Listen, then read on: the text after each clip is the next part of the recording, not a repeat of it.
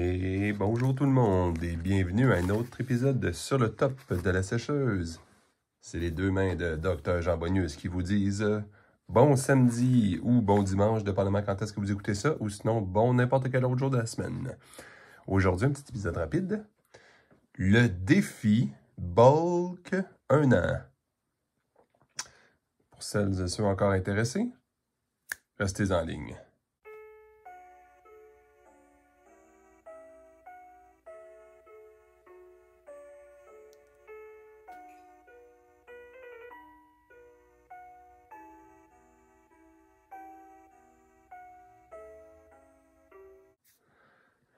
Bon, bonjour tout le monde. Qu'est-ce que je veux dire par défi bulk? C'est un petit épisode aujourd'hui monstrueusement court, vous n'aurez jamais vu ça. Un, je l'ai déjà ouvert, comme ça je ne prends pas 4 heures comme j'ai pensé tantôt à essayer d'ouvrir mon enveloppe.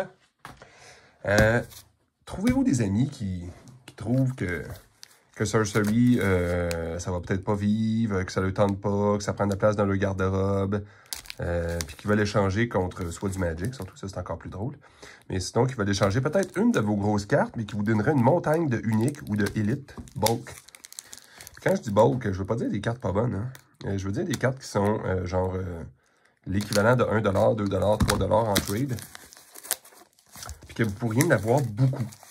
Parce que, disons que quelqu'un dirait « Hey, je veux faire des trades, mais je veux que ça gagne de valeur dans le futur. » Ah oui, évidemment que tu peux échanger un Philosopher's Stone. Puis, on va dire, l'équivalent en valeur d'échange de 300 crédits, 300$. Un jour, il monte à 500-600. Tu sais, tu viens de comme doubler ta valeur de trade. Là. Mais ce qui est plus excitant, souvent, je trouve, moi, c'est quand tu as quelque chose qui vaut 2-3$, puis que 1 à 2 ans plus tard, il valent 50. Et que tu n'en avais pas un, tu en avais une montagne. Fait que, contrairement à ce que je fais d'habitude, puis que j'ai bien de la misère à garder mon inventaire, là, ce petit bulk-là que je me suis ramassé, excusez-moi pour le bruit terrible d'ailleurs, hein, ce petit bulk que je me ramasse, là, on va se donner une petite idée. Je pense que j'ai une 60aine de bulk que j'ai acheté pour un prix vraiment pas cher ou échangé. Je vais les inventorier. Dans un an, je vais regarder quelle est leur valeur.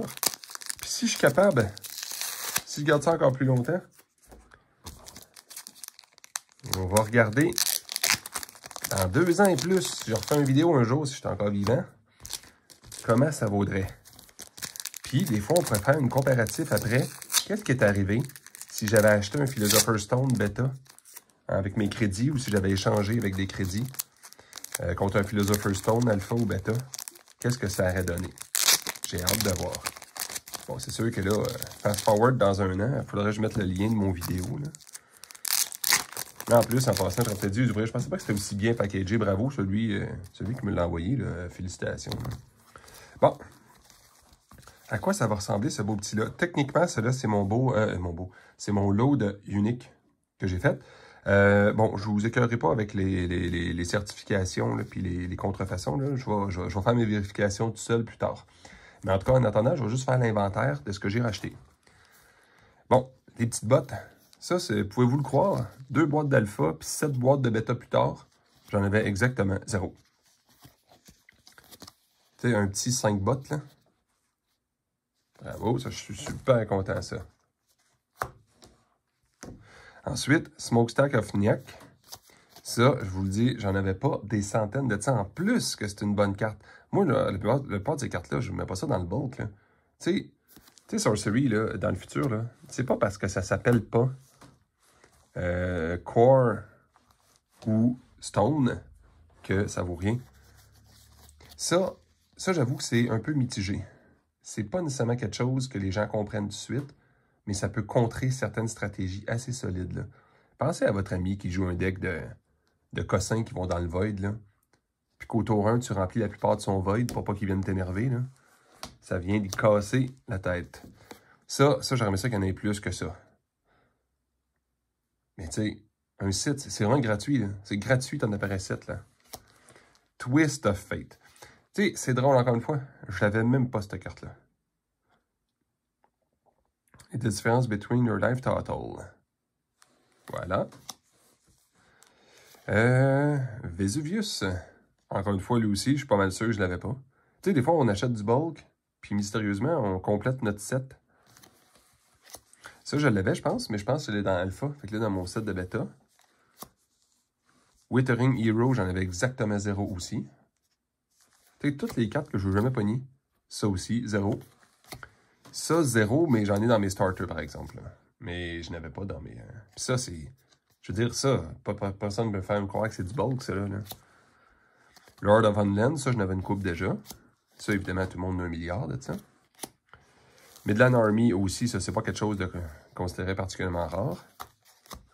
Des Pathfinder! Tu sais, je sais pas si vous savez, là, mais ça se vend bien, ça, tu sais. Ça s'échange vraiment bien. Puis, bon, on pourrait toujours garder confidentiel, là. Mais c'est l'équivalent de 235 $ de valeur d'échange que j'ai eu pour ça, là. Je veux dire, c'est pas quelque chose de très élevé, là. Le manuscrit, ça, je peux pas croire. Je pensais vraiment pas qu'il y avait ça. Vous avez lu le texte de ça? Celles et ceux qui ne jouent pas trop à ce jeu-là, là, le propriétaire le ramasse, tu te tapes. En passant à ramasser un artefact qui traîne à terre, ce que les gens ne comprennent pas quand ils lisent ça. Oui, tu peux mettre ça sur ton avatar ou un spellcaster. Je comprends. Mais quand tu te tapes, la plupart du temps, si c'est un spellcaster ordinaire, il va comme exploser, on va dire. Là. Mais si c'est une petite grenouille qui ramasse ça, la petite grenouille 01, elle t'a rien coûté à peu près, là, comme le site qu'on a pogné tantôt. Là. Ça, c'est écrit, ce site-là, là, c'est écrit pige 3 cartes avec ça. Mais ce que les gens oublient, c'est que quand il tombe à terre, le script, quelqu'un peut le ramasser, l'utiliser, le laisser tomber, quelqu'un d'autre le ramasse. Fait que si tu as 5 bonhommes, en fin de game, t'es mal pris. Tu protèges ton avatar en petit cocon autour, mais tu piges pas ce qu'il faut. Ben, si tu as 5 bonhommes, il y a 5 personnes qui peuvent se taper. Il y a 5 personnes qui peuvent se taper pour piger des cartes. Faites juste attention parce que c'est pas du loss of life. C'est-à-dire qu'un avatar à Death's Door, s'il pogne pas un 0, il meurt. Là. Mais c'est pour dire, ça donne une idée. Mais tu sais, 4. En tout, j'en ai un alpha. T'sais. King of the Realm, ça, je savais que j'aurais ça. Quand on achète du bulk, il y a toujours des King of the Realm. Ça, il fallait se douter qu'il y avait au moins vraiment des affaires pas très bonnes. Puis, est-ce que c'est pas bon? Ben non, c'est fort. C'est même complètement radical, mais c'est parce qu'il donne d'un starter. Fait que tout le monde en a une trollée. Ça aussi, ça, c'est un site que je trouve extrêmement beau. Mais tu sais, ça n'a pas vu, je pense qu'elle a beaucoup, c'est pas nécessairement quelque chose que les gens jouent avec, le borrowing, pour l'instant. Je comprendrais aussi. Bon, ça, c'est un des plus beaux dessins du jeu. Ça représente l'effort que les artistes mettent dans ce jeu-là. Peu importe son texte, je pense que c'est pas important, c'est le dessin. Puis dans le futur, imaginez, ben tu sais, je pense pas que ça soit un jeu qui va mettre beaucoup de random dans le jeu, mais quand il va en avoir, qu'il y a de l'allure, cette carte-là va être complètement débalancée. Là. Même d'ailleurs, d'après moi, ils vont faire une partie du jeu. D'après moi, ça doit être noté dans le développement. Genre, faites attention, souvenez-vous qu'on a fait ça. Pas mettre quelque chose random trop radical. Évidemment, les célèbres Lord of the Void.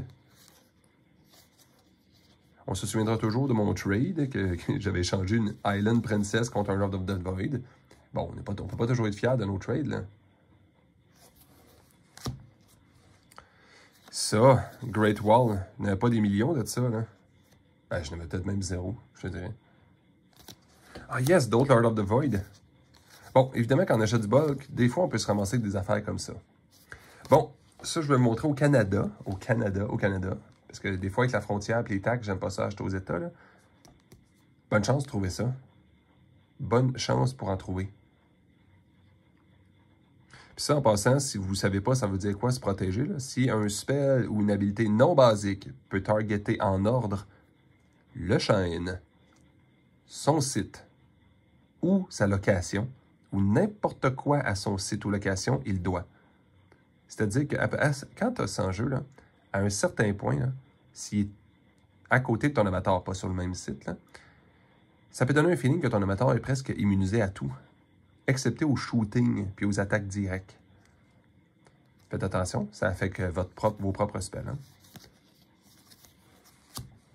Ah, ce célèbre Cloud City. Imaginez-vous, si jamais, dans le Cloud City, prochain starter deck, il les réédite pas dans les starters. Ah, tu sais, comme si c'était bulk, ça, voyons donc. Ah, ben écoute, je suis content. Puis évidemment, ce qu'on avait le plus peur, on avait fait des jokes là-dessus, des 12D devices. Mais il y Il y en a juste 2. Fait que mes gros hits que je suis content d'avoir dans du bulk, Crown of the Victor, ça, c'est pas un gros hit en termes de valeur, mais moi, je le voulais. Lord of the Void pour le dessin, évidemment, pas pour la chose. Le dessin, encore une fois, lui. Ben, les pinacotiques manuscripts, évidemment. Des Pathfinder, encore une fois. Imaginez-vous que, vu qu'il est compliqué un petit peu à utiliser et qu'il est unique, dans le Revise, il l'enlève. Ce serait drôle. Withering Hero, ben, je n'avais même pas. Puis faites attention, hein, Airborne, c'est la fin du monde dans ce jeu-là. Là. J'espère que ceux qui n'ont jamais joué, dites-vous que c'est pas Flying et Magic, ok? T'es presque immunisé aux attaques normales des monstres, parce que ceux qui n'ont pas de Flying t'attaquent pas. Fait que c'est toujours toi qui as l'initiative. Puis normalement, Flying coûte quelque chose, mais lui, dans son cas, 4-4. Puis en plus, il y a une habilité. Le Twist of Fate, je l'avais même pas. Très content. Ça, j'en voulais d'autres. Puis évidemment, les bottes. Pouvez-vous imaginer la quantité... Je sais que c'est unique, fait que c'est un par deck. Pouvez-vous imaginer la quantité de combos que tu peux faire avec une carte comme ça? Les gens n'ont pas besoin de dire, oui, mais la anguille, là, celle qui peut tuer l'équipe au complet de l'autre. Oui, je comprends. Mais ça n'a juste pas d'allure.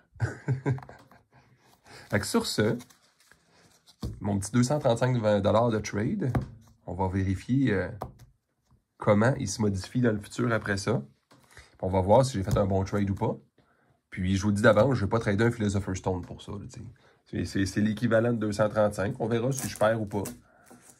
Puis si jamais ça vous tente, mettez un petit commentaire en dessous. Si vous allez acheter, moi je sais pas, moi, 50 River of Flame. Ou, comme certains, une de mes personnes que je connais, accumuler le plus possible d'Avatar of Water, alors que tout le monde disait c'est d'un pré-construct, ça vaut rien. Jusqu'à temps de se rendre compte qu'il y a juste 9000 Starter Alpha, puis qu'après ça, le monde commence à les accumuler. C'est impressionnant. Sur ce, je vous souhaite une super belle journée. Bon week-end, bonsoir, bonne nuit. Faites attention à vous. Au revoir.